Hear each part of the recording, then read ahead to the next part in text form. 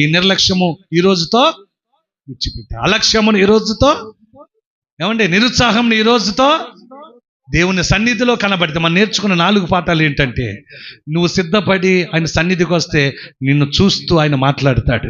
రెండవది, నువ్వు సిద్ధపడి నీ పరివారాన్ని నీ సమూహాన్ని సిద్ధపరచాలి కదా. మూడవది, ఆయన మాటలు వినటానికి నువ్వు సిద్ధపడితే ఆయన మాట్లాడతాడు, గొప్ప సాక్ష్యాన్ని ఇస్తాడు. ఐదవది, ఖండించే విషయంలో సరిదిద్దుకునే విషయంలో నువ్వు ఎప్పటికీ సంసిద్ధమై ఉండాలి. ఆరవది ఏంటో తెలుసా, ఆయన రాకడకు నువ్వు సిద్ధపాటు కలిగి ఉండాలి. ఈ సిద్ధపాటు మనలోకి ఎప్పటికీ ఉండి నిలబడదుము గాక.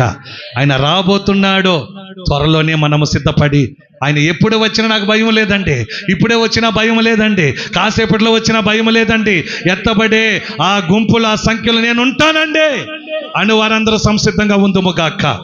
మనము కూడా ఎత్తబడదుము గాక. పరలోకమున ఆయన సౌందర్యాన్ని చూచుదుము గాక.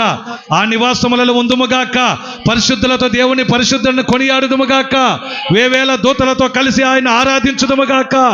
కోటి కోటి సూర్యకాంతులకు మించిన ఆ అందమును, ఆ తేజస్సును మనము, ఆ ముఖాందరమును మనం చూచుదుము గాక. గట్టిగా చెబుదాం హల్లెలూయా. ఇవన్నీ మనం కలిగి ఉండాలంటే సిద్ధపడదాం. అలక్ష్యంగా నిర్లక్ష్యంగా వద్దు. మొదటిగా నువ్వు ఉండి ప్రార్థన చేస్తుండవు. దైవం త్వరగా రావాలి, సంఘం త్వరగా రావాలి, ప్రతి ఒక్కరూ పరిగెత్తుకుని రావాలి, నీ మాటలు వినాలి, సాక్ష్యం పొందుకోవాలని మీరందరూ ప్రార్థన చేసేవారిగా ముందుగా పరుగులు తీసి అనేకులను తరలి నడిపించే సాధనం నువ్వు ఉండాలని ఈ బాధ్యత నా ప్రభు నీకు ఇచ్చినందుకు ఆయనకే మహిమ ఘనత ప్రభావములు కలుగును గాక. ఆమేన్.